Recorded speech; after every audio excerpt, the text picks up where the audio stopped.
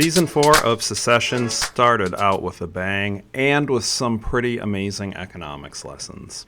My name's Matt Rosu. I'm Dean of the Sigmund Weiss School of Business at Susquehanna University, where I'm also a professor of economics, coming to you today in my Susquehanna orange vest, and excited to talk a little bit about the lessons from episode 1 of season 4. And there's one key lesson that we're going to think about. We're going to watch a clip first, but the lesson is about the winner's curse. Let's go ahead and watch the clip, and then I'll be right back. It's the kids. The kids are with the Pierces. They are the rival bidders? Oh, butter my beanpole.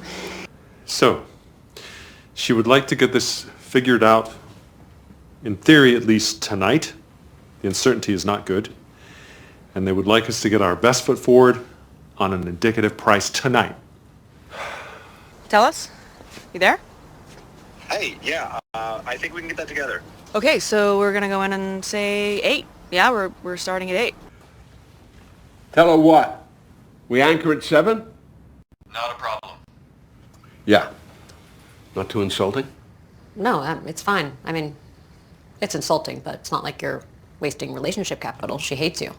Start at 6, but like you're kidding around. 7 is what we soft floated, right? 6, find something we've lost conviction on, just to let her know that we're... Hi. Yeah. So I think we're looking at... We're very relaxed about the $8 billion landing spot. This is disgusting. But thank you. You'll just need a minute. Okay.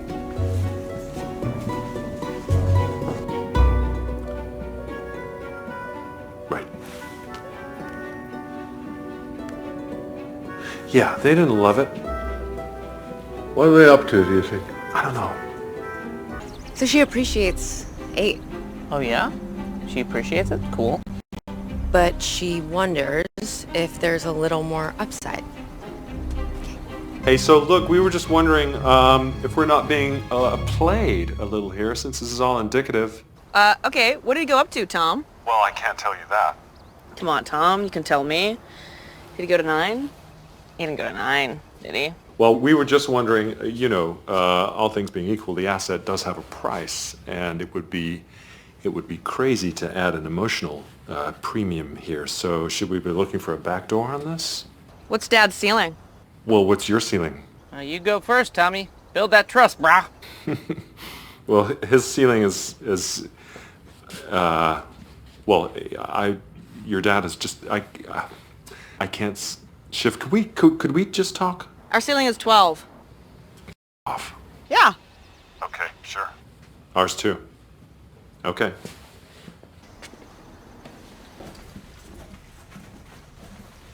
So, Nan, look. We love the company and the heritage, and we'd like to make an offer that we think values the company and ends the conversation and closes this out. On an indicative handshake, we'd like to take Pierce to the next stage of its evolution with a bid of $10 billion.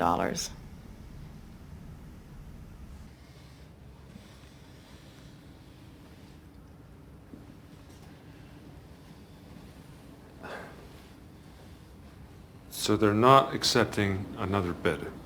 Excuse me? They say they received a conversation-ending offer. Yeah, Shotgun. Sure. Hang on. Will you speakerphone me, Shiv? Yeah, it's Tom. Hi. Okay, so I have your dad, and he has a message. Congratulations on saying the biggest number, you f***ing morons. Okay, fantastic clip cut together there. And what I really like about this clip is it does indicate that there could have been a winner's curse. So the idea of the winner's curse was really made popular, founded by Richard Thaler. He is a Nobel Prize winning economist, also co-wrote the book Nudge. The idea behind the winner's curse, quite simply, is sometimes the highest bidder in the auction wins the auction, but really loses because they overpaid.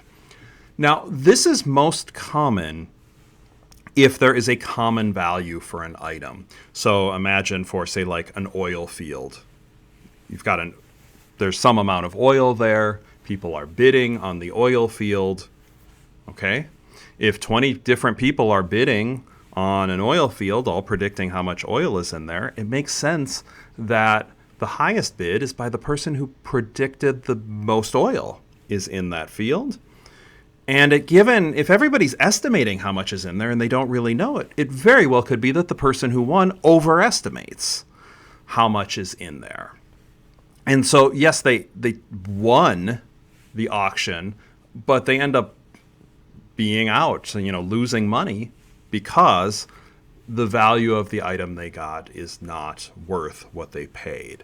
Some experiments were done on this, and in my game theory class, I actually do these experiments as well. Bring in a jar of coins, right? You can bring a jar of coins and have people bid on them.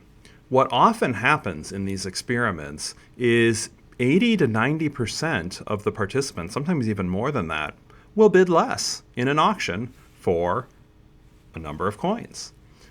But one or two people, the winners, the ones who have the highest estimates, they look at the coins, they try to figure out how much is in there, they come up with an estimate. The ones with the highest estimates often win, but end up losing money because they pay more than what it was worth. Do we see a winner's curse here? So Logan is attempting to buy a company. So are Shiv and Kendall and Roman. They end up bidding against each other. And what starts with Logan is initially thinking 7, ends up making a lowball offer down to 6. Shiv, Kendall, and Roman start with 8, but then with the threat that they might be outbid, end up increasing it to 10. That's a huge jump. And at the end, Logan calls them and chides them for saying, congratulations for saying the biggest number. We don't know yet. At the time of recording this, it's before episode 2. Don't know whether this would actually be a good investment or not. We're going to see as the season goes on, maybe, was this indeed a good investment? But certainly, the team that won, Shiv, Roman, Kendall, they ended up having the highest willingness to pay for this new business. And it very well could be that they're going to be subject to the winner's curse by winning the auction, but overpaying and paying too much. There's actually a couple other really interesting lessons in this that I also want to touch on. And one is auction behavior. We have a case here where there are 2 bidders and 1 seller, and it's essentially a type of auction. Now, there are many different types of auctions available. There's open outcry auctions where people yell out prices in a public forum, and the person who says the highest price ends up winning the item. There are sealed bid auctions where everybody writes down a bid. Usually what happens, the person who writes down the highest bid wins, pays the price they write down. Of course, you can design a sealed bid auction differently. You could have it where everybody writes down a bid, but the highest bidder pays the second highest price. And you would think, why would somebody do this? Well, if you have an auction and everybody knows that the highest bidder wins and they pay the second highest price, it frees everybody up to actually bid a little bit more, perhaps a little closer to their true value. So the seller might actually, in some cases, end up better off by doing a second price auction than a first price auction. Here what we see is almost a hybrid. Each entity essentially places a sealed bid. And it wasn't like they were writing down a bid on a piece of paper here, but they were placing a bid without knowing what the other entity was bidding. But then there was a bit of a revision where, Kendall, Shiv, Roman were allowed to come back and increase their offer.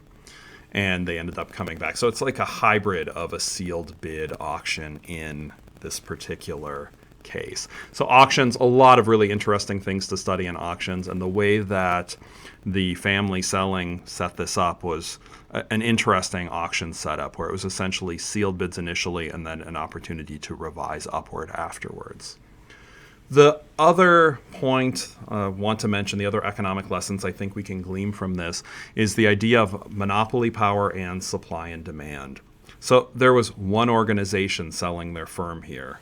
Okay, they're the one seller. They have a monopoly. It's not like there were multiple entities available to buy in this case.